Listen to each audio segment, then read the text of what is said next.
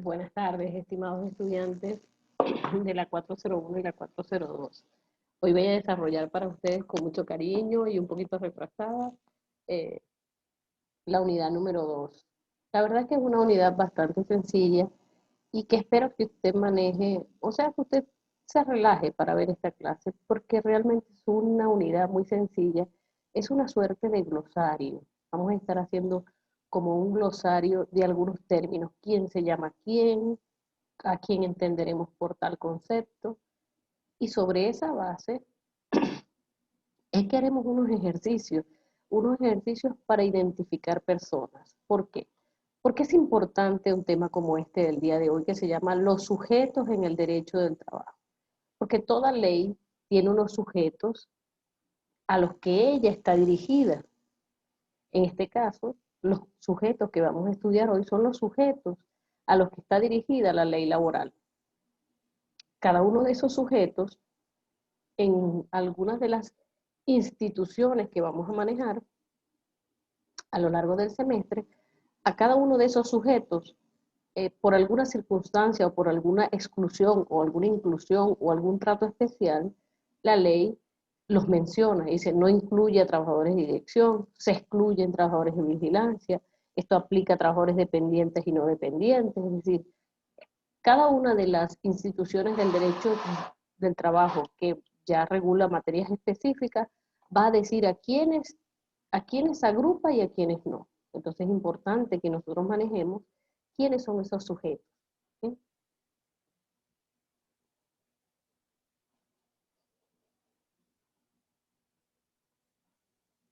Fíjense el contenido de esta unidad, ¿verdad? Que se denomina sujetos de derecho del trabajo.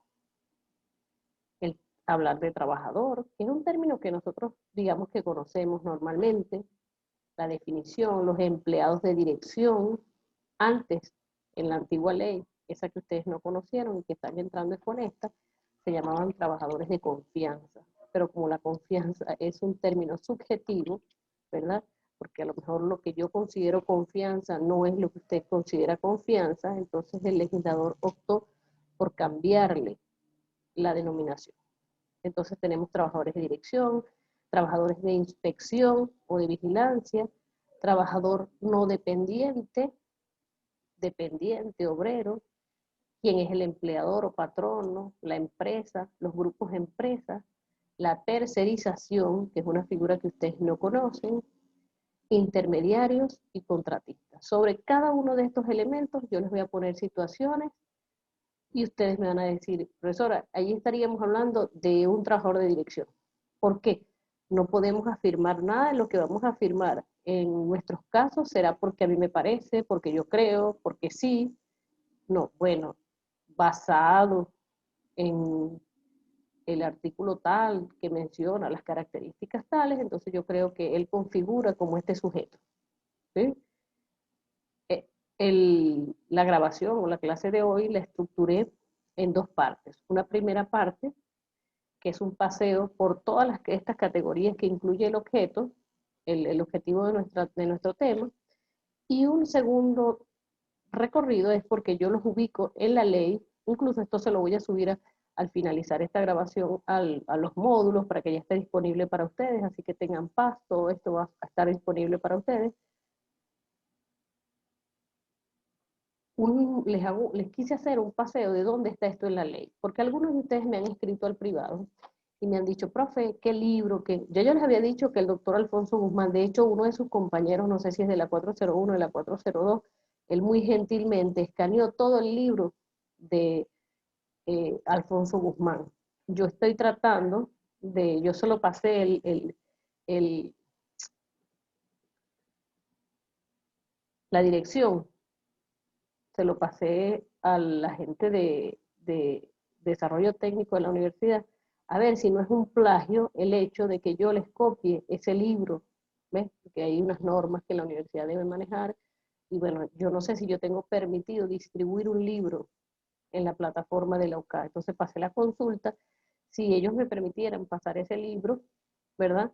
Que eso no ocasione ningún riesgo para la universidad, entonces yo les pasaría ese link para que usted tenga, por ejemplo, un texto de derecho laboral. pero en general nuestra fuente primaria o de donde yo voy a sacar, o de donde yo extraigo los temas y mis guías que son de exposición, básicamente es de la ley, porque nosotros estamos trabajando una rama del derecho que tiene su ley específica. Entonces yo no voy a inventar nada aquí, aquí todo ya está aclarado. ¿Qué normalmente hago? Y ustedes ya lo deben saber, les traigo algún extracto de lo que ha dicho los tribunales, las salas, sobre las últimas tendencias. ¿Okay? Pero en general vamos a trabajar con la ley. Entonces la clase la dividí en dos partes, una primera parte por un recorrido general, conversatorio, y posteriormente haré un paseo por el contenido de la ley propiamente. Entonces, fíjense, estos son los temas que vamos a tratar. En principio, definir al trabajador o trabajadora. Esto de diccionario, de la Real Academia Española, muy genérico, muy abierto, porque bueno, así tenemos que comenzar genéricamente. Entonces, un trabajador es una persona que realiza un trabajo a cambio de un salario. Eso es un término sencillo que ya nosotros hemos venido conociendo.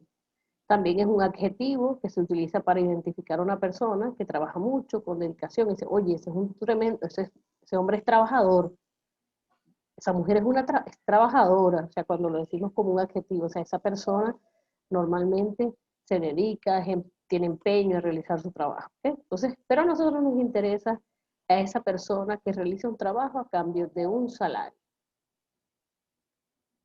Nosotros ya sabíamos, ¿verdad?, que hay trabajadores dependientes y no dependientes, ¿sí?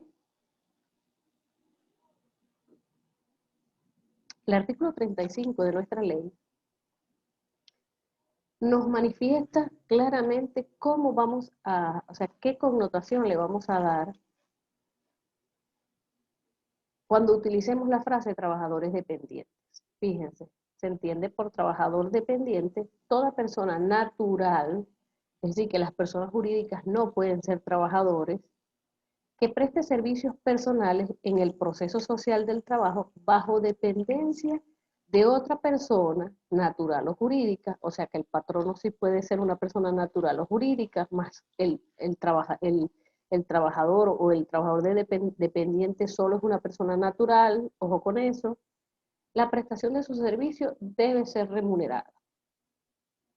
Ciertamente, si yo me dedico a ir al hospital de Guayparo una vez por semana, o todos los días una hora de trabajo, de día, pero voy a limpiar las camas, a barrer, pero por mi propia voluntad, de manera altruista, yo no recibo ninguna remuneración, yo no estaría en la figura de un trabajador bajo dependencia. ¿Okay? Tenemos los trabajadores no dependientes, que como el artículo 36 también lo manifiesta, trabajador no dependiente o por cuenta propia es aquel o aquella que en el ejercicio de la actividad que realiza en el proceso social del trabajo no depende de patrono alguno o patrona alguna. ¿Ok? Entonces fíjense que es una persona que depende y no depende. Términos que ya nosotros, digamos, hemos venido discutiendo en la primera unidad. Tenemos los obreros y los empleados como dos categorías que normalmente usted suele escuchar en el ámbito laboral. Usted dice, no, él es obrero. No, él es empleado. Realmente la ley como tal no nos menciona ese tema, ni nos aclara, ni nos coloca un concepto. Pero bueno, siempre los textos, la doctrina, para eso la doctrina amplía, complementa aquellas cosas que la ley no nos da la claridad completa, ¿verdad? Entonces un obrero es un trabajador que normalmente está asociado a un trabajo manual. Se le conoce también a veces como operario, operador de máquinas, ¿sí? Esas cosas que están asociadas a las fábricas. Hay obreros que son calificados y no calificados. Hay un obrero que es una persona que podemos utilizar para cualquier cosa que sea manual, pero que no requiera ninguna especialización, ¿verdad? Y hay un obrero calificado que es el que requiere un entrenamiento específico, por ejemplo, un operador de montacargas, un operador de payloader, ¿sí? Un operador de una máquina específica. Hay unos obreros que requieren pues una preparación específica, pero que se mantienen dentro de la actividad manual. También tenemos los empleados y normalmente esta es una categoría que se usa para aquellas personas que están en la oficina. Sin embargo, no hay ninguna limitante de que usted a toda la nómina la llame nómina de obrero. y ahí esté hasta el gerente, ¿sí? Pero lo que pasa es que normalmente lo utilizamos o se utiliza como una costumbre de que separamos, ¿verdad?, los que están en la planta de los que están en el área administrativa a través de una denominación. Entonces decimos, estos son empleados, estos son obreros. Normalmente el personal obrero es una nómina diaria que se paga semanal y la de los empleados es una nómina mensual que se paga cada 15 días. Entonces, como les digo, no son categorías que establezca la ley como tal, salvo los empleados y los dependientes, ya lo vamos a ver. Por eso yo les hice un extracto del capítulo y se los voy a colgar para que usted lo tenga disponible, pero ya verán que en la ley al respecto, en el capítulo 5 que trata los sujetos de derecho al trabajo, no menciona nada de empleados y obreros, ¿ok? Ahora, esta sí es una categoría que a nosotros nos interesa y yo quiero que usted le ponga especial interés a esto. ¿Por qué? Porque en algunos temas usted va a escuchar en lo sucesivo, no incluye a trabajadores de dirección. Este beneficio no es para trabajadores de dirección. Pero usted no puede entender trabajadores de dirección y de no, porque como dice dirección, entonces yo les pregunto en el examen, ¿qué es un trabajador de dirección? Entonces me colocan personas que dirigen. No, no funciona así tan básico, no va a ser así tan fácil. Y de hecho no es así. Amerita un pequeño análisis que no es nada complejo, pero que necesito que usted se meta en eso que yo les conversaba y les decía, esa especialización que yo quiero que usted tenga. Que anteriormente usted podía hablar en un café, en un restaurante, en una cola, con algún vecino, con alguna persona, y usted, pero ahora usted tiene la responsabilidad de hablar con un vocabulario técnico, primeramente porque usted es un universitario, y segundo porque ya pasó por estas materias, entonces usted no puede ya utilizar estos términos a la ligera. Usted cada vez que use trabajadores de dirección, dice, mamá, ya va. Lo que pasa es que estás utilizando el término que no es, mami, porque ese no es un trabajador de dirección, ese es un trabajador de esta clase. Hasta en una conversación familiar, usted puede ya eh, incorporar estos conocimientos técnicos que está obteniendo. Entonces, fíjense, ¿qué dice el artículo 37? El artículo 37 establece, escuchen esto, se entiende yo me salto todo esto de que trabajadora, trabajadora, patrono, patrono, ¿qué? Se entiende por trabajador de dirección el que interviene en la toma de decisiones u orientaciones de la entidad. Toma de decisiones u orientaciones de la entidad, así como el que tiene el carácter de representante del patrono frente a otros trabajadores o a terceros, y puede sustituirlo en todo o en parte en sus funciones. Entonces, fíjense que pareciera, ¿verdad?, que tiene tres condiciones para que tú seas considerado un trabajador de dirección. Primero, que intervengas en la toma de decisiones o las orientaciones de la entidad. Si usted es el vigilante, pero es un vigilante de mucha confianza, eso no porque usted trabajó con los dueños, porque usted es hijo de la señora que limpia la casa, y ese vigilante le tenemos altísima confianza, ¿verdad? Él no es un trabajador de dirección. Él será un vigilante muy querido, un trabajador muy apreciado, pero un trabajador de dirección, cuando yo hable o hablemos de trabajadores de dirección, de aquí en lo sucesivo, cuando usted utilice este término, luciéndose de estos conocimientos que usted está adquiriendo, usted utilizará este término solamente para aquellos que intervienen en las decisiones u orientaciones de la entidad, es decir, que se sientan en la junta de administración, que se sientan en los cierres de año para decidir, que las decisiones operativas más importantes ellos están allí, que su voz tiene una importancia en las decisiones que se tomen, incluso que si él mismo puede tomar hasta algunas decisiones solo. Así como el que tiene carácter de representante del patrono, ya vamos a ver, esa es otra figura que tenemos que estudiar, quién es representante del patrono y qué importancia tiene, o sea, ¿por qué importa que alguien sea o no representante del patrono? Algunos más simplistas que ustedes me han dicho, y de hecho me lo han dicho en las clases presenciales, Rosario, ¿para qué todo eso? Rosario, ¿para qué todo eso? Bueno, eso es para que nosotros sepamos exactamente quién es quién en este mundo laboral y cómo los llamaremos. Me dice, no, te demandó porque él te demandó porque él está aludiendo que él era un trabajador de dirección. Y tú dices, ¿de dirección? Ah, pero si él intervenía en las decisiones, era representante del patrono frente a trabajadores, terceros, y lo podía sustituir en todo o en parte de sus funciones, hermano, aunque usted no lo haya llamado trabajador de dirección, él tenía las tres características y él será catalogado como trabajador de dirección. Y bueno, lo que hemos venido hablando ya en el camino del desarrollo del derecho al trabajo, ¿verdad? Cuando veamos las clases, usted se dará cuenta que hay algunos beneficios que van para unos, para otros, que los incluyen, no los incluyen. Si mi perro interfiere, ya saben, disculpen. Con respecto a esta categoría de trabajadores, fíjense que la sala ha hecho unas apreciaciones.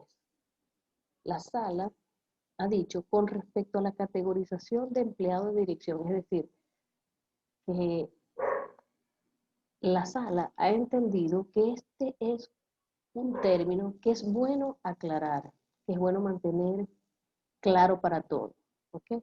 Y el 7 dice, con respecto a la categorización de empleado de dirección, esta sala de casación social, que es la que maneja la materia del trabajo, en la sentencia 18 de diciembre del 2000, hay muchas más, ¿ok? Señaló, cuando el legislador, vea que lo que hace el tribunal, la sala de casación es aclarar, ampliar, mejorar, para que podamos interpretar correctamente. Dice, cuando el legislador se refiere a esta categoría de empleados, indicando que son aquellos que intervienen en la dirección de la empresa, no pretende que sea considerado como empleado de dirección cualquier trabajador que de alguna manera tome o transmita decisiones. Es decir, yo soy la que decide, ¿verdad? Si una factura entra o no en el libro de compras o de ventas. Es una decisión, pero ¿será esa una decisión de relevancia? Eso es lo que tenemos que tener en cuenta. Entonces, no pretende que sea considerado como empleado de dirección cualquier trabajador que de una o alguna otra manera tome o transmita decisiones, pues en el proceso productivo de una empresa, gran número de personas intervienen diariamente en la toma de decisiones, desde el que abre la Santa María hasta el que la cierra. Muchas de ellas rutinarias, y de considerar a todo aquel que tome una resolución o transmita una orden previamente determinada como empleado de dirección, llevaría al absurdo de calificar a la gran mayoría de trabajadores como empleados de dirección, es decir, todo el mundo aquí es de dirección, no puede ser tampoco. Y ya van a ver, ustedes en este, a lo mejor en este tema a usted no le queda claro para qué, cuál es la importancia, pero yo usted va a ver que muchas o algunas de las instituciones que nosotros vamos a manejar como horas extras, eh, inamovilidad, estabilidad, excluye esta categoría de trabajadores. Por eso el legislador dice, ya va, ya va. La jurisprudencia dice, oye, ya va, todo el mundo no es de dirección, un momento. Entonces dice, muchas de ellas rutinarias y considerar a todo el que tome una resolución o transmita una orden previamente determinada como empleado de dirección, llevaría al absurdo de calificar a la gran mayoría de los trabajadores como empleados de dirección, obviando el carácter restringido de tal categoría de trabajadores. Entonces ya ahí él me está dando un tips importantísimo. Es una categoría restringida. Yo le digo, ¿cómo es la categoría de los trabajadores de dirección? Es una categoría abierta, amplia o restringida. Se tiene que contestar restringida. No todo el mundo puede ser de dirección. De hecho, no todo el mundo es de dirección en el mundo real. Son empleados de dirección, entonces la aclara allí, son empleados de dirección solo quienes intervienen directamente en la toma de decisiones que determinan el rumbo de la empresa y que pueden representar o obligarla frente a los demás trabajadores. Entonces, fíjense, toma decisiones, afecta el rumbo de la empresa y representa en todo o en parte, ¿verdad?, frente a los trabajadores. Ya que hayan esas tres condiciones, usted dice, estamos frente a un trabajador de dirección. Entonces, ¿por qué es importante? Porque no es una categoría, es una categoría restringida y no todos los trabajadores serán considerados de dirección. ¿Ok? También hay una sentencia del 2013, siempre yo les trato de poner unas más cercanitas para que ustedes se involucren pues, con lo que está diciendo la sala. También reiteró su criterio, se dice reiteró su criterio cuando reafirma lo que ya se ha dicho. Para que un trabajador pueda ser calificado de dirección, es necesario que cumpla con una o cualquiera de las tres condiciones. Primeramente se decía que tenía que cumplir con las tres. Luego vino la sala y dijo, con una de cualquiera de estas tres condiciones, a saber, que intervenga en las decisiones u orientaciones de la empresa, que tenga representante el patrono ante los trabajadores o terceros y que pueda sustituirlo en todo o en parte al patrono sin importar la denominación de su cargo. Porque fíjense que este es un tema que es sumamente interesante, porque ¿qué pasa? Que ahí siempre sabes que hay un patrono que cree que es más vivo o es más audaz que el trabajador, pero yo he entendido que con esta ley, con lo que he estudiado del derecho del trabajo, que aquí resulta ganador no el que se la dé de más vivo, sino el más responsable, el más apegado a lo que dice la norma. Y ya ustedes lo van a ir viendo. Claro, esas son mis conclusiones. Yo espero que usted como especialista del área y como próximo colega, usted mismo llegue a sus propias conclusiones. No tiene por qué concluir lo mismo que yo. Entonces, en todo el parte de patrón, sin importar la denominación de su cargo. Por les decía, algunas personas, los patronos vienen y le ponen director general adjunto de vicepresidencia estatutaria principal y tú lees ese nombre y tú dices, el hombre es el que más tiene influencia, que el hombre es altamente, y sí, y entonces tú le dices, explíqueme qué hace usted, descríbame un día de trabajo. No, yo soy el que eh, abro el portón, cierro el portón, si el jefe que viene temprano, yo le preparo su café, cuando el jefe está ebrio o viene borracho, yo vengo y soy la persona más de confianza, yo soy el que él me da la llave para que le lave el carro. Entonces, tiene un nombre rimbombante, tiene una descripción amplísima en su manual de cargos, pero en realidad la sustancia de lo que hace no es de dirección, ¿sí? Está adjunto, tú lo ves en el organigrama y el hombre está en la pata del presidente, allá abajo. Eso es un cargo tremendo, pero el sustrato de la relación laboral, lo que hace el señor, no tiene nada que ver con un trabajador de dirección. Entonces, eh, un poco para que ustedes, que me están preguntando ustedes mismos por esta clase, y les voy a escribir que subiendo la clase, porque realmente me encuentro en este momento subiendo la clase, no había podido, ayer hubo un problema eléctrico aquí, un desastre. Parece que saben cuando uno necesita la energía eléctrica, entonces hay todo un desastre. Entonces, me atrasé pues un día. Entonces les decía que el nombre del cargo no tiene nada que ver, ¿verdad? Por eso la jurisprudencia también vino a aclarar eso, sin importar la denominación del cargo, porque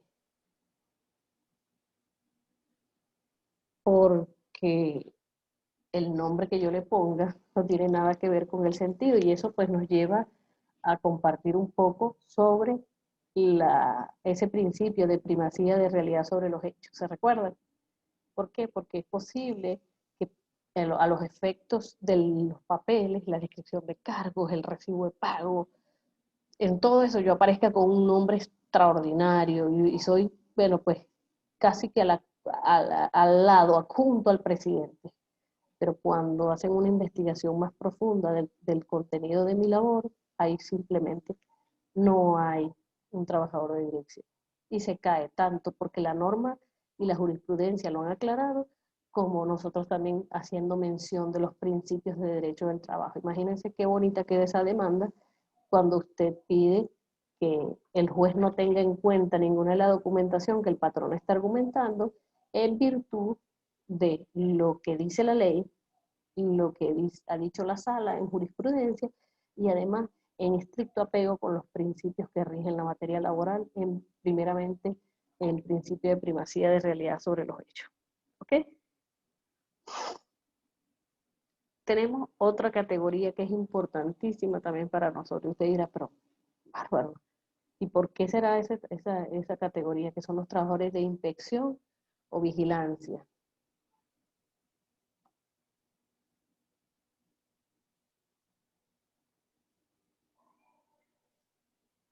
Artículo 38. Se entiende por trabajadora de inspección quien tenga a su cargo la revisión del trabajo de otros trabajadores o de otras trabajadoras. Se entiende por trabajadora de vigilancia o trabajador de vigilancia quien tenga a su cargo el resguardo, la custodia y la seguridad de los bienes. Entonces, un trabajador de inspección es quien tenga a cargo la revisión del trabajo de otro. Y uno de vigilancia es quien tenga a su cargo el resguardo, la custodia y la seguridad de los bienes. No es lo mismo ser un trabajador de inspección que ser un trabajador de vigilancia. Y una de las cosas principales que usted va a ver es que cuando veamos las jornadas de trabajo, los vigilantes tienen una jornada atípica, o sea que es diferente. Y es necesario que yo diferencie quién es un trabajador de vigilancia y quién es un trabajador de inspección, para que yo pueda establecer, ¿verdad? Eh, para que yo pueda establecer qué variables voy a usar en ellos, o sea, cómo se las voy a aplicar a ellos. Tenemos el artículo 40, que nos define quién es el patrón. Usted dirá, bueno, porque ya nosotros lo sabemos. Bueno, pero la ley quiere aclararlo y yo tengo que explicárselo. Se entiende por patrono toda persona natural o jurídica. Yo se lo subrayo aquí, porque es una lógica que usted a veces no aplica. ¿Ok?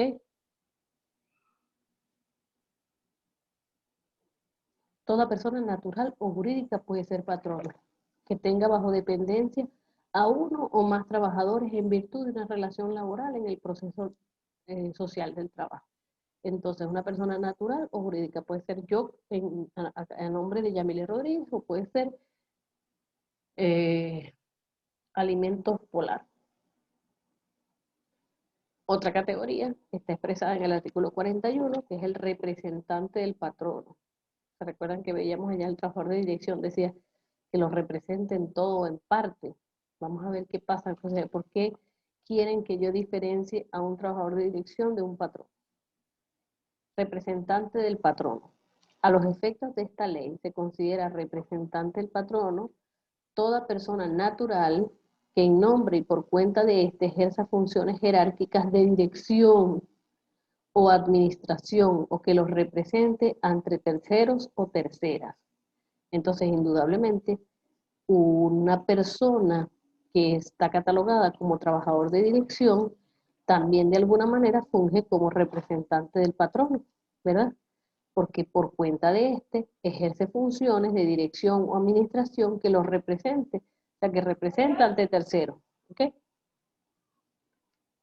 Grupo de empresas es otro concepto que nosotros también vamos a tener claro, y fíjense que ahorita les vamos a dar un paseo a todo lo que hemos visto. Se configura cuando varias empresas, este tema es sencillo, ¿oyeron? Se configura cuando varias empresas se agrupan en una unidad permanente bajo una dirección administrativa o control común, aunque cada uno mantenga su personalidad jurídica distinta e independiente del resto de las empresas consorciadas. Esto trae como consecuencia que todos y cada una de las empresas que forman el grupo serán responsables solidarios de las obligaciones laborales de todas ellas para con todos los trabajadores, independientemente de cualquier empresa que esté relacionado laboralmente al trabajador. Permítanme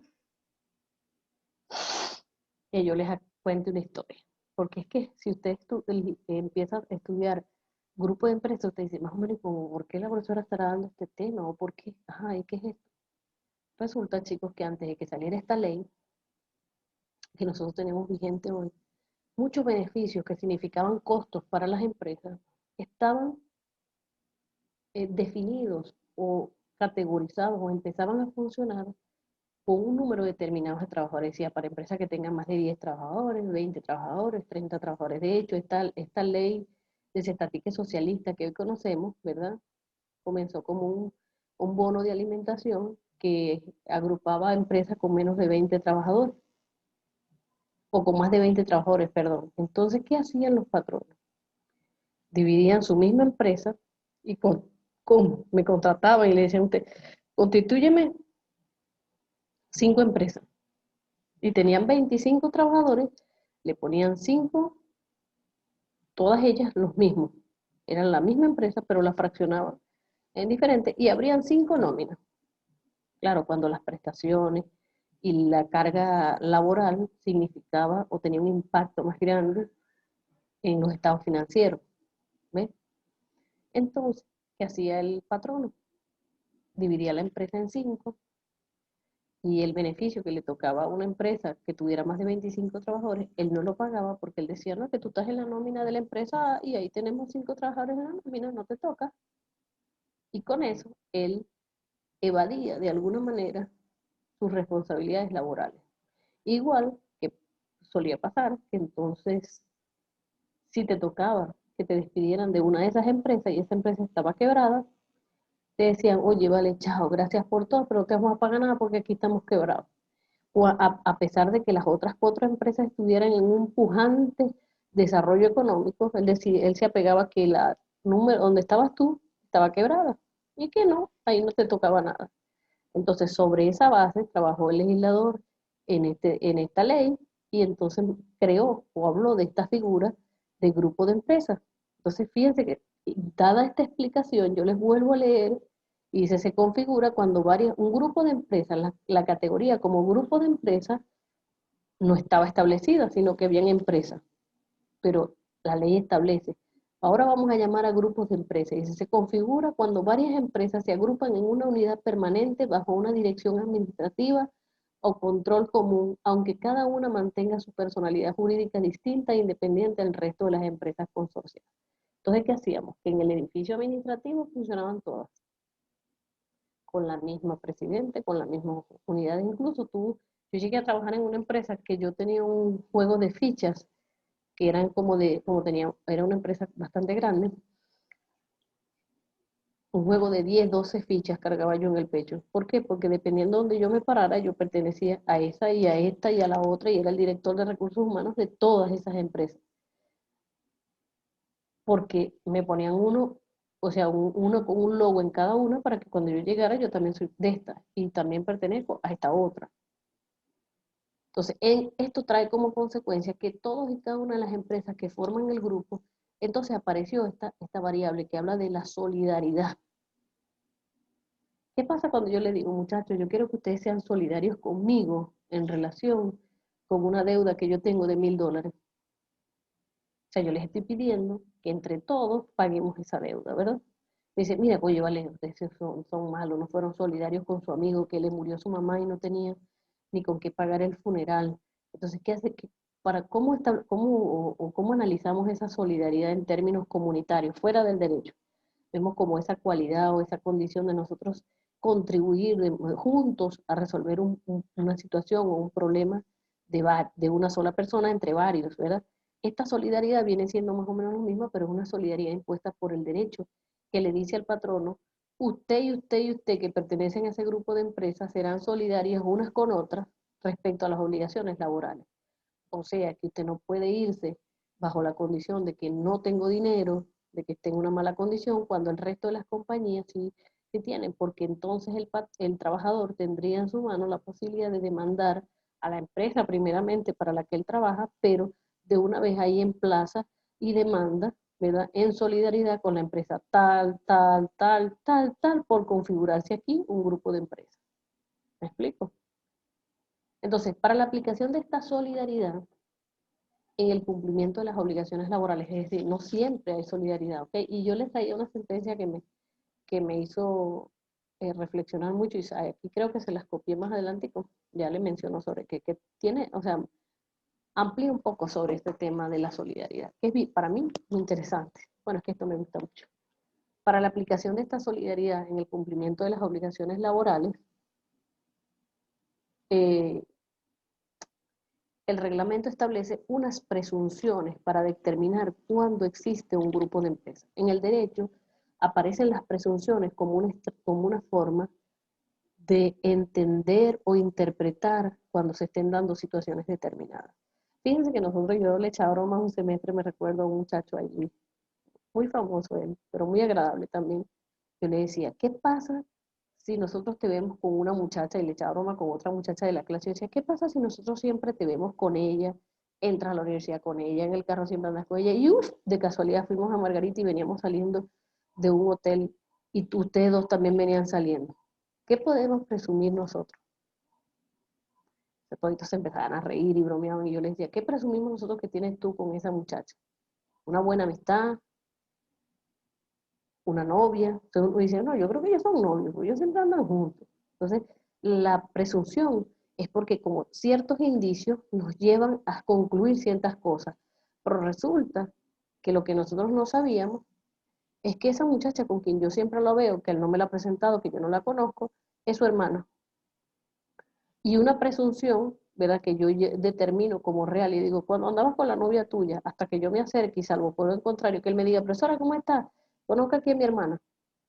Ah, salvo esa prueba en contrario, yo entendería que era su novia. Entonces, fíjense, yo se los explico desde el mundo común para que usted lo traslade al mundo del derecho y diga, cuando hay una presunción en sí, vemos una situación jurídica que pareciera, digamos, yo veo un grupo de empresas que trabajan todas juntas, que hay una junta directiva, pero no he revisado bien hacia adentro, digo, ahí pareciera, a mí me parece que puede operar un grupo de empresas, pero como no se trata de un término subjetivo, ni lo puedo dejar al aire, oh, me parece, yo creo, esas no funcionan, tengo que buscar elementos objetivos para vincular a esas personas. ¿Y cómo lo hago? Fíjense que estos criterios que se han establecido. Para la aplicación de esta solidaridad en el cumplimiento de las obligaciones laborales, el reglamento de la Ley Orgánica del Trabajo, establece unas presunciones para determinar cuándo existe un grupo de empresas. Es decir, si se cumplen estos indicios, puede hablarse de que se presume que hay un grupo de empresas. Cuando existe una relación de dominio accionario de una persona jurídica sobre las otras, imagínense que yo constituyo una empresa, mi esposo y yo, y luego después esta empresa y mi esposo constituyen otra, y luego mi esposo, yo y las dos empresas que constituimos otra, ¿sabes? Entonces van haciendo como un holding, pero que están vinculados a los mismos. Y en todas, el presidente es él y la vicepresidenta soy yo. Y cuando los accionistas con poder decisorio fueran comunes, siempre, para todas las empresas, entonces A, B y C. A, B y C y constituían todas aquellas compañías. Y aunque usted no lo cree, y aunque esto ya ha tenido, digamos, se ha trajinado bastante en el ámbito del derecho del trabajo, eh, todavía hay gente que sigue cayendo en este error. ¿Okay? Entonces, cuando existe esa relación de dominio, o sea, yo reviso, voy al registro mercantil, pido las actas constitutivas de todas esas compañías y me fajo a leer. Ay, hermano, aquí está uno, dos, vuelve a ser el mismo vicepresidente, el presidente, y digo, ya tengo uno. Cuando las juntas administradoras o órganos de dirección involucrados estuvieran conformados en proporción significativa por las mismas personas. Entonces, en una soy yo vicepresidente, en la otra es él, en otra es mi hijo, así, o sea, pero es una combinación que fácilmente nos puede conducir a entender que se trata de un grupo de empresas, pero que lo que están cambiando son los nombres. Utilicen una idéntica denominación, marca o emblema, es decir, grupo X, ¿verdad? Y todos le ponemos el mismo, pero entonces sobre esa base trabajamos diferentes empresas. Y cuando desarrollen en conjunto actividades que evidenciaran su integración. Tenía un cliente que entonces él desarrollaba una producción y luego después constituyó otra empresa según y que para evadir cosas del transporte. Entonces, por ejemplo, él se llamaba Producción X y entonces él puso Transporte X. Y luego después empezó a producir parte de las cajas y los insumos de embalaje y les puso embalajes X. Entonces, desarrolló un conjunto de actividades que sin duda evidenciaron su integración. ¿Para qué me sirve esto? Para yo poder establecer la solidaridad y para que yo esté consciente de que esos trabajadores tendrán esa posibilidad jurídica de ejercer esa solidaridad y que cualquiera de mis empresas que no incumpla con las obligaciones laborales, las otras podrán cumplir. Usted dirá, ¿por qué salió un cheque de A por B? Porque está en solidaridad con ellas, ¿ok? Entonces, vuelvo a repetir, siempre les coloco estos elementos, porque esto va fijo para el examen, muchachos, estos 4 elementos. Y esto que no tiene nada del otro mundo, no importa que no me lo diga en las mismas palabras que están allí, pero ojo, el que escuche este video va a saber que yo le estoy diciendo que esto va para las preguntas. Que cuando usted me diga, eso es un grupo de empresas, ¿por qué? Y yo le diga, ¿por qué? Para que la respuesta esté buena, usted va a decir, existe dominio de accionario, las juntas administradoras o de dirección están involucradas o conformadas en proporción significativa, tienen una igual denominación, desarrollan un conjunto de actividades. ¿Ok? Entonces, fíjense que usted me tiene que dar una respuesta técnica fundada en elementos técnicos. El 46 dice, los patronos o patronas que integraran un grupo de entidades de trabajo serán solidariamente responsables entre sí respecto a las obligaciones laborales contraídas con sus trabajadores y sus trabajadoras. Ya hablamos que entonces la importancia o digamos, la consecuencia jurídica directa en materia laboral de trabajar en forma de holding es la solidaridad que existe respecto a las obligaciones laborales. Ahora, si usted no es un patrono delincuente, y usted es una persona seria, y usted desarrolla actividades seriamente y trata de cumplir la ley en los términos que establece ya es su contenido, usted no se tiene que preocupar. Usted dice, como yo no le voy a robar a nadie ni me voy a ir del país por pagarle 300.000 bolos a un trabajador, a mí no me importa, yo sigo constituyendo mis compañías y las hago como yo quiera. Pero aquellos que tienen una visión delictiva de las funciones patronales, ojo con esto, porque al final esto se empastela. Se te citan a una y a otra empresa por usted no cumplir con piches 300.000 bolívares de aquel lado. Me perdona la expresión que lo use así, lo coloquial de la expresión, pero es la realidad. A veces me quedo sorprendida en la ínfima cantidad por la que se permiten ser demandados patronos cuando incluso los honorarios les salen más caros. Se considera que existe un grupo de entidades de trabajo, o sea, la ley también de una vez te dice, se considera que existe un grupo de entidades de trabajo cuando se encuentren sometidas a una administración o control común, constituyan una unidad económica de carácter permanente, si el transporte, la producción y las cajas de embalaje, con independencia de las diversas personas naturales o jurídicas que tengan a su cargo la explotación de las mismas. Te dicen, no, pero es que allá el director es otro y aquí es otro, pero no funciona así. Entonces, les traía un extracto de sentencia, ¿verdad? Un poco para actualizar, para que veamos cosas que tienen menos tiempo en el foro sobre los temas que estemos tratando, y habla de determinación de un grupo de empresas. Mediante sentencia número 13, ahí les puse el link también por si alguno tiene el deseo de leer las decisiones completas, ¿verdad? Mediante sentencia 398 del 5 de noviembre del 2019, la Sala de Casación Social del Tribunal Supremo de Justicia reiteró, o sea, reafirma, mantiene que la existencia de grupos empresariales o financieros es lícita, es decir, no es un acto delictivo que usted constituya un grupo de empresas y que su papá, su mamá y usted estén en 10 empresas juntos, eso no es un delito.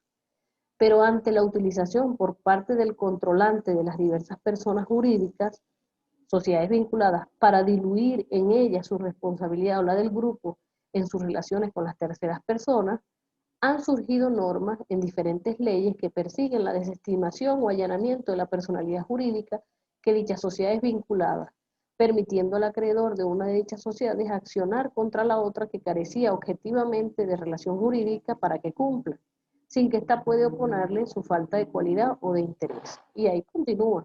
Entonces, lo que les quiero decir es que no solo en el ámbito laboral existe eso, también en el ámbito mercantil se dan, digamos, ciertas variables que se ven afectadas cuando se trata de un grupo de empresas. ¿Okay? Entonces, ya va.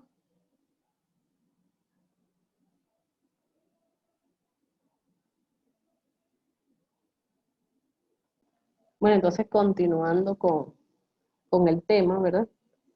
Hablamos ahora también de la tercerización. Es un tema que cuando ustedes lo escuchen o cuando lo revisan se van a dar cuenta que ya lo hemos visto indirectamente.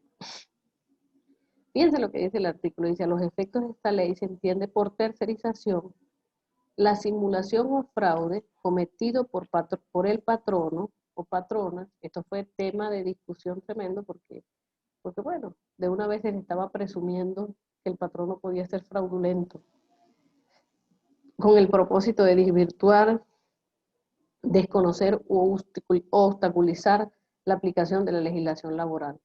Los órganos administrativos o judiciales con competencia en materia laboral establecerán las responsabilidades que correspondan en caso de simulación o fraude.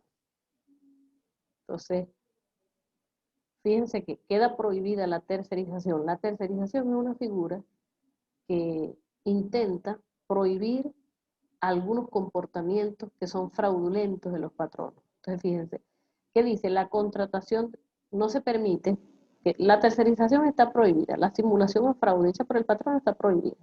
Y además, la ley aclara en el 48, queda prohibida la tercerización, por lo tanto, no se permitirá, 1, la contratación de entidad de trabajo para ejecutar obras o servicios que sean de carácter permanente dentro de las instalaciones de la entidad del trabajo contratante. ¿Por qué? Porque también pasaba que el patrono dividía su proceso productivo en 5 empresas, de modo que no se diera, o sea, que se dijese que, no, bueno, de aquí hasta aquí del proceso productivo lo tiene una empresa, de aquí hasta acá lo tiene otra, y así diluía o quitaba responsabilidades laborales. También está la contratación de trabajadores a través de intermediarios. Entonces no contrata a los trabajadores en empresas, sino que contrata a una empresa que preste la mano de obra dentro de la planta. Y le paga a esa empresa con una factura y esa empresa se encarga de pagarle a los trabajadores. Ustedes le dirán, bueno, pero ¿qué es todo esto? Todo esto se ve todos los días o se veía con mayor frecuencia antes de esta ley. Las entidades de trabajo creadas por el patrono para evadir obligaciones con los trabajadores, y no se permite que usted cree unas entidades solamente con fines de evasión, porque ¿qué va a pasar? Que lo van a demandar en solidaridad inmediatamente, o pueden pedir figuras jurídicas mucho más delicadas que no están dentro de nuestro alcance, pero que también sirven para resolver muchos problemas y tiene que ver con el levantamiento del velo corporativo, que son temas mucho más complejos que no nos abarcan, pero que cuando tú puedes probar que se han creado todas esas entidades de trabajo con fines no muy buenos, tienen consecuencias. Los contratos o convenios fraudulentos, escuchen esto, destinados a simular la relación laboral mediante la utilización de formas jurídicas propias del derecho civil o mercantil, es decir, cuando se incurre en violaciones al principio de realidad sobre la forma, ya nosotros sabemos que aquí habría una tercerización y que en frente a esa forma, una violación por vía de tercerización, y que frente a eso el juez va a tener que atenerse a la realidad y no a todos los convenios o contratos fraudulentos. Y cualquier otra forma de simulación o fraude laboral. Cualquier forma que podamos argumentar y probar que tienen una característica de simulación o fraude será considerada tercerización y no tendrá efectos legales. Ya nosotros sabemos que toda norma o que todo convenio que sea contrario a los derechos establecidos en la Ley Orgánica del Trabajo son nulos. Vienen los intermediarios, es otro concepto también bien interesante. Dice: la necesidad de identificar otras figuras relacionadas con la labor de patrono tiene que ver con la necesidad de identificar un responsable frente a las obligaciones laborales. Entonces resulta que algún patrono contrataba una empresa X, y a esa empresa X ella no veía más nunca con nada que ver con los trabajadores, y esa empresa le pagaba una factura y se perdía, y los trabajadores quedaban guindando. De esta situación jurídica nace una relación entre el trabajador y el empresario y el intermediario, que contrata al trabajador y paga su remuneración. Entonces, ustedes tienen una planta y me contratan a mí para que yo les suministre al personal, y yo contrato al personal y ustedes me pagan a mí y yo les pago a ellos. Yo soy un intermediario. Los intermediarios pueden ser contratistas o empresas proveedoras de mano de obra que tienen, imagínense que antes nosotros teníamos las ETT, que eran empresas de trabajo temporal, que prestaban servicio de mano de obra en unos momentos determinados. Eso también quedó fuera de esta ley. Los intermediarios pueden ser contratistas, empresas proveedoras de mano de obra que tienen como función o actividad contratar por su cuenta a trabajadores para que realicen actividades laborales a otras empresas que por lo general son de carácter temporal. Persona que, también una otra definición, persona que en nombre propio, en beneficio de otros, utilice los servicios de uno o más trabajadores. El intermediario, lo que nos interesa, la solidaridad y cómo queda el asunto laboral aquí. El intermediario será responsable de las obligaciones laborales que a favor de estos trabajadores se derivan de la ley y de los contratos, y el beneficiario responderá además solidariamente con el intermediario cuando le hubiere autorizado expresamente para ello o recibiera la obra ejecutada. Entonces hay un contrato de obra que se desarrolla a través de un intermediario, y el intermediario se perdió del país, pues simplemente el beneficiario también es solidario con las responsabilidades laborales, aun cuando le haya pagado a él y a él lo pueda demandar por cumplimiento de contrato, pero las obligaciones laborales alguien las va a tener que pagar. ¿Ok? La importancia de esta figura radica en la responsabilidad solidaria que tiene el beneficiario de la obra, ¿verdad?, a favor de los trabajadores. La ley no se limita a enunciar la solidaridad entre el beneficiario y el intermediario, sino que añade que deben darse para las mismas condiciones laborales para quien preste los servicios laborales, para empresarios o intermediarios. O sea, que deben haber unas condiciones, que todo lo que se le pide a un patrono también lo tiene que cumplir un intermediario, sobre todo las condiciones de higiene y seguridad y salud laboral. Yo les coloco aquí siempre un ejemplo clásico de la figura, se da en el medio rural, pero también se da en otros aspectos, ¿okay?, en otras áreas. Cuando una persona natural o jurídica contrata a un grupo de personas para talar unas tierras o la limpieza de un potrero, las personas contratadas en ocasiones desconocen quién será el beneficiario de sus servicios, pues el contacto se realiza por medio del intermediario. Pero usted beneficiario le pagó al intermediario todas esas obras, él no le pagó a esos trabajadores y todos esos trabajadores están frente a la finca suya. Adivine quién va a decir el tribunal que tiene que pagarle, el dueño de la finca o el beneficiario de la obra. También los arrendamientos de comercio son una forma, se pueden manejar bajo la figura de intermediario, pero esos son temas ya más profundos de derecho mercantil, que no es el tema que nos ocupa a nosotros. ¿Ok? Intermediario versus representante del patrono. Ya vimos que era un intermediario y ya vimos quién era un representante del patrono. La importancia de esta comparación es comprender que el intermediario contrata por su cuenta y en beneficio de otras personas. Por eso, él es responsable en primer plano de las obligaciones derivadas de la relación laboral.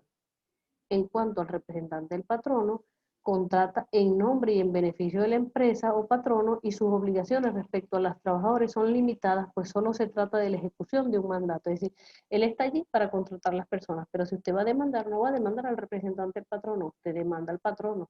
Y usted dirá, caramba, pero que hay gente que se les cae vergonzosamente porque, bueno, de repente me llamó una amiga mía, una muchacha, y me dijo, me está demandando en la inspectoría del trabajo 7 trabajadores. Y yo, pero los tienen contratados. No, lo que pasa es que yo soy la que les paga a ellos todos los viernes en la empresa.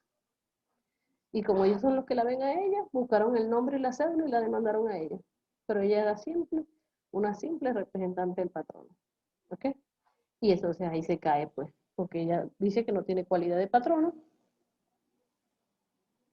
y se cae la demanda. Y usted pierde su tiempo y ya el patrón está advertido de lo que usted va a hacer por usted desconocer estas cosas básicas. Entonces, esta es la importancia operativa de adquirir estos conocimientos. Contratista, una cosa es ser intermediario y otra cosa es ser contratista.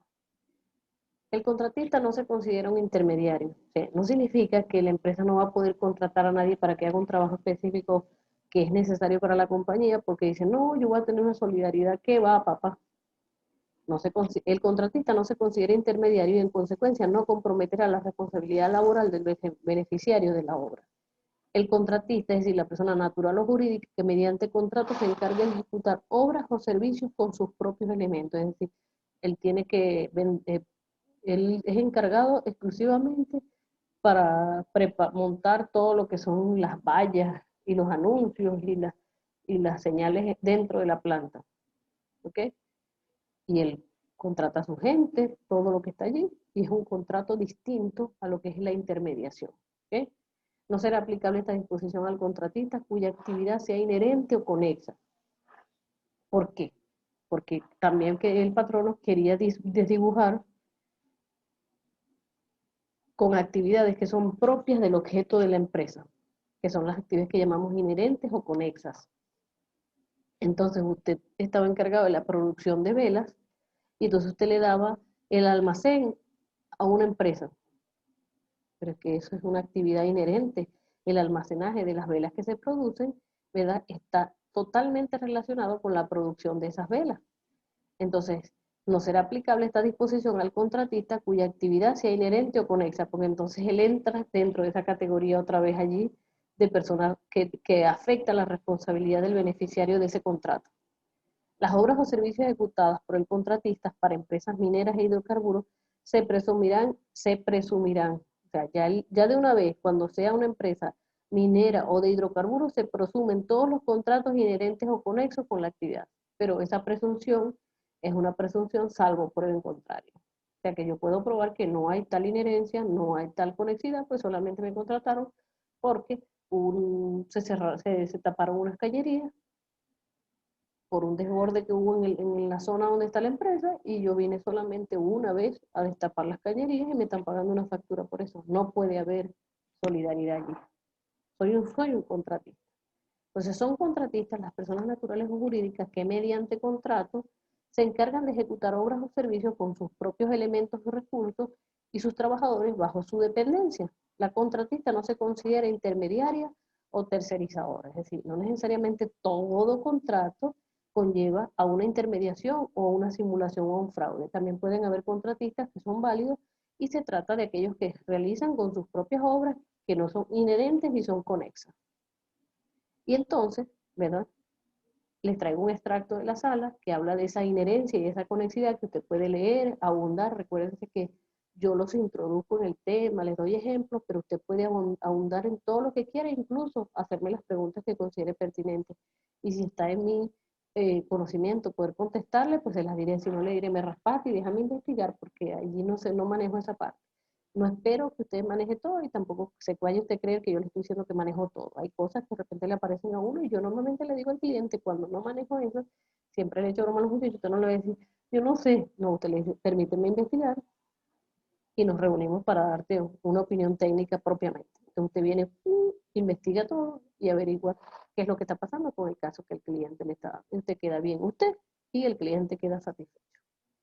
No se apresure a abrir su boca. También úselo para el examen.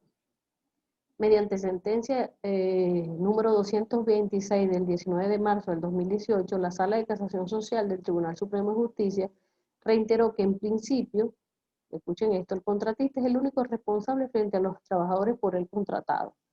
Por lo tanto, el beneficiario de la obra no responderá solidariamente de las obligaciones contraídas con los trabajadores del contratista que haya empleado, excepto, o sea, cuando la obra ejecutada sea inherente o conexa con la actividad desarrollada por el dueño de la obra o beneficiario. Presunción iuris tantum. Las presunciones se dividen en presunciones iuris tantum y presunciones iuris ande jure. Esas iuris tantum son las que admiten prueba en contrario. Es decir, sí, él va a asumir eso, salvo que yo tenga una prueba que lleve en contrario esa afirmación. Presunción iuris tanto aplicable a los casos de contratistas que presten sus servicios a empresas mineras y de hidrocarburos, supuesto que corresponde la carga de la prueba a la parte demandada, dado que obra a favor del actor una presunción legal. Entonces, ojo que ahí nos dice el jurisdicente a quién le toca probar esa presunción.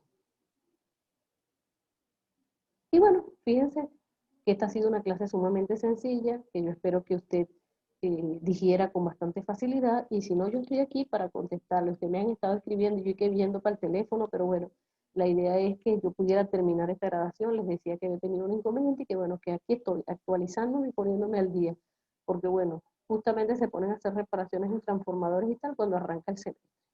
Paso a dejar de compartir pantalla y vuelvo a compartir la pantalla para que veamos este extracto que yo les bajé de la ley, que no es nada del otro mundo. Usted también lo puede, digamos, tener, ¿verdad? Voy a compartirlo, ¿verdad? Voy a poner un poquito más de pantalla.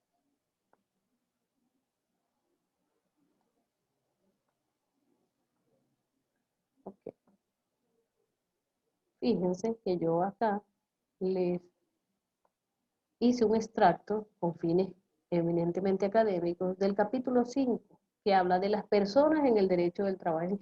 Profesora, que yo quiero estudiar, hermano, váyase al capítulo 5, del artículo 35 al 49, creo, y vamos a ir leyendo cada uno de estos. Ya muchos de esos se los he puesto en las presentaciones, porque como les digo, la fuente primaria de la información que yo les traigo es la ley.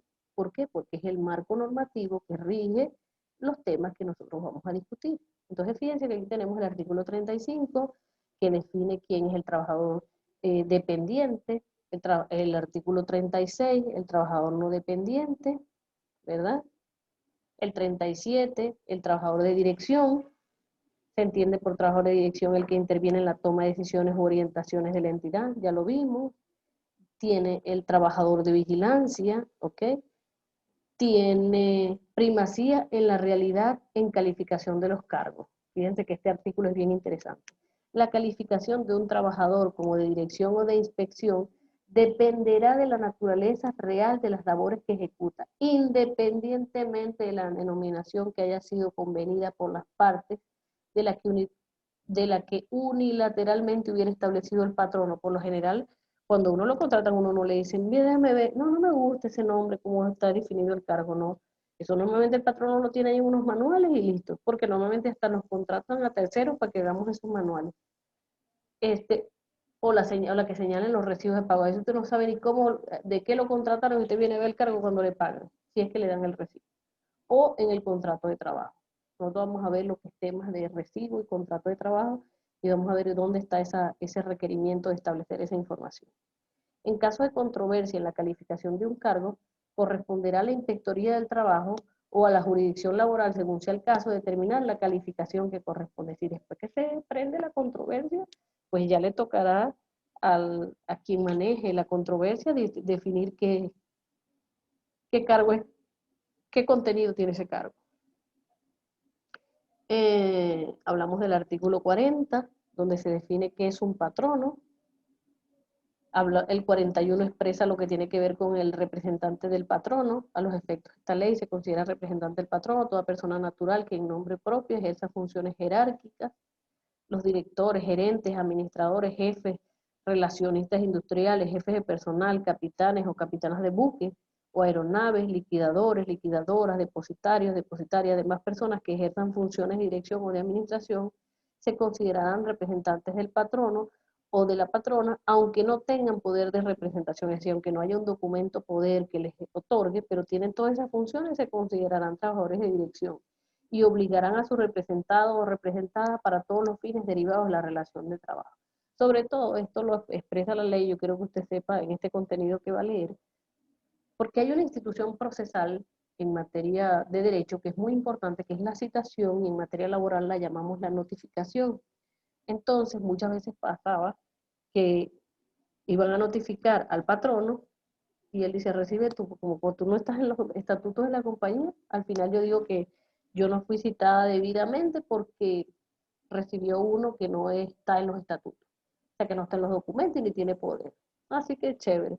Para evitar que eso tampoco se evadiera, entonces dice, la notificación al patrono se hará mediante un cartel que indicará día y hora acordada para la celebración del acto, el cual se entregará a cualquiera de las siguientes personas, al patrono, al director, al gerente, al administrador, a dirección, supervisión. Mire, fíjense, o otra que ejerza funciones de dirección, control, supervisión o de vigilancia, pudiendo igualmente el funcionario o funcionaria del trabajo consignar la copia del cartel en la secretaría o en la oficina que corresponda si lo hubiera, debiendo dejar constancia el nombre, apellido, número de cédula y cargo de la persona que recibe la copia del cartel. Entonces, fíjense, esos conceptos que nosotros hemos venido desarrollando ya tienen que ver con una institución específica que es la de la notificación. Un poco para que usted esté atento de por qué es importante este tema. Habla un poco del tema de la notificación, de existir en la negativa por parte de recibir el cartel y de no la notificación. ¿Qué pasa? Eso no nos importa a nosotros o no nos toca nuestro tema ahorita, sin embargo es para que usted pueda saber específicamente, lo lee con calma y se dará cuenta, porque es importante saber que yo estoy en cualquiera de esas categorías de trabajadores. El 43 habla de la responsabilidad objetiva del patrono, y dice, todo patrono garantizará a sus trabajadores las condiciones de higiene, salud y tal, o sea, quién es responsable del tema de higiene y seguridad, que es otro elemento que abarca las relaciones laborales, como ya lo habíamos visto. Los patronos estarán en la obligación de garantizar a los delegados y delegadas de prevención que dispongan de las facilidades del cumplimiento de sus funciones, o sea, todo el tema de seguridad y salud laboral. Aquí hablamos para los fines de esta ley, se entenderá por entidad de trabajo, ¿verdad? Define claramente quién es una entidad de trabajo. La empresa o unidad de producción, el establecimiento o reunión de los medios, toda combinación de factores de producción sin personalidad jurídica propia, toda actividad que envuelva la prestación del trabajo en cualquiera de sus condiciones, ya que por el hecho de que no haya una empresa constituida, no significa que no haya un patrono, habiendo un lugar de trabajo y una explotación claramente demostrable. Todo esto para que usted lo tenga en cuenta.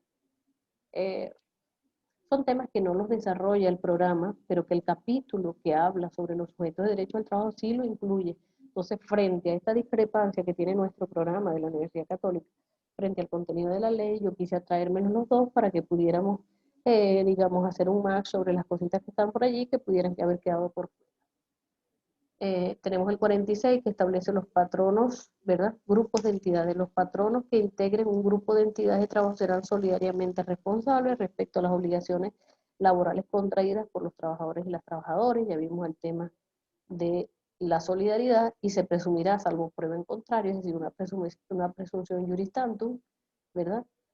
Se presumirá, salvo prueba en contrario, la existencia de un grupo de empresas cuando existiera relación de dominio accionario, las juntas de administradores utilicen la denominación o marca y desarrollen un conjunto de actividades que integren pues nos hagan ver su integración. A los efectos de esta ley se entiende por tercerización la simulación o fraude cometido por el patrono. Desarrollamos todo lo que tenía que ver con la tercerización. Queda prohibida la tercerización en sus 3 o 5 formas, ¿verdad? Cualquier forma de simulación o fraude será llamada tercerización. ¿Quiénes son contratistas? Los contratistas no se consideran intermediarios o tercerizadores, es decir, que nosotros vamos a tener tercerizadores que son patronos que les gusta y que incurren en simulación o fraude. Vamos a tener intermediarios que son quienes realizan una función o un trabajo en beneficio, o sea, para un beneficiario y sus trabajadores, ¿verdad? El beneficiario de la obra es solidario con los trabajadores de este intermediario. Tenemos los contratistas que no se consideran intermediarios ni tercerizadores y nos expresa el artículo 50 que es una obra inherente o conexa. Entonces, a los efectos de establecer la responsabilidad solidaria del ejecutor o ejecutora de la obra o beneficiario del servicio, se entiende por inherente la obra que participa de la misma naturaleza o actividad a la que se dedica el contratante y por conexa la que está en íntima relación y se produce con ocasión de ella. Es decir, cómo vamos a envasar productos. Recuerden ese cliente que les decía que creó una empresa de transporte, creó la empresa de producción y luego unas cajas para embalar esa producción de ese producto que él tenía. O sea, allí hay una conexidad, ¿eh? Porque hay una relación íntima entre, o sea, lo que hay, entre lo que se hace, lo que se produce, ¿verdad? Y el embalaje es en ocasión a lo que se produce. Si no produces nada, no embalaremos nada. Entonces, para esto sirve este tipo de información. La responsabilidad del ejecutor de la obra o beneficiario del servicio se extiende hasta los trabajadores contratados y contratadas por sus contratistas. Cuando el contratista realice habitualmente obras o servicios para una entidad de trabajo en un volumen que constituya su mayor fuente de lucro, se presumirá que su actividad es inherente o conexa, es decir, ahí constituyó una empresa y esa empresa, aunque tiene unos nombres de X y no tiene nada, no con su junta directiva, nada de eso, pero el único fuente de ingresos es los servicios que le presta esa empresa. Ahí podríamos estar hablando de una inherencia, una conexidad, y eso puede ocasionar que pues sean llamados en solidaridad. Si determina que la contratación de obras o servicios inherentes o conexos sirve al propósito de simular la relación laboral y cometer fraude, se le considerará tercerización. Es decir, que nosotros podemos demandar, o sea, establecer en la demanda que estamos frente a una tercerización en la forma tal o cual que trata de desdibujar la verdadera relación que existe, por cuanto este contratista no le presta más servicio y yo, digamos, pido una prueba de informe que demuestre el CENIA a través de las cargas de los archivos TXT, de los libros de compra y de venta, que las ventas realizadas de esta entidad siempre son al mismo beneficiario, al mismo y único beneficiario. Entonces, todo eso tiene una relación. Entonces, fíjense que por mi parte, les he desarrollado todo lo que es la unidad 2. Es una unidad sencilla, pero que por eso la tratamos y yo la quiero evaluar a través de unos casos prácticos. Ahora pasaré a desarrollar los casos prácticos para subir un Kahoot de 5 casos para probar y luego nos vemos en la próxima clase para hacer sí la participación. Recuerden que todos tienen que el objetivo de hoy fue básicamente desarrollar una suerte de glosario que hablamos de trabajadores, de patronos, de obreros, de empleados, de trabajadores de dirección, ¿sí? De contratistas, de intermediarios, de tercerización, de grupos de empresas, todo para nosotros estar claro quiénes son los diferentes sujetos que van a involucrarse en la relación de trabajo. Estoy atenta a cualquier pregunta que ustedes deseen formular a los fines de comprender con mayor claridad cualquiera de los elementos relacionados con esta unidad. Por mi parte, buenas tardes muchachos y como siempre, un placer haber estado o seguir sirviendo a este trabajo que estamos haciendo. ¿Ok? Saludos.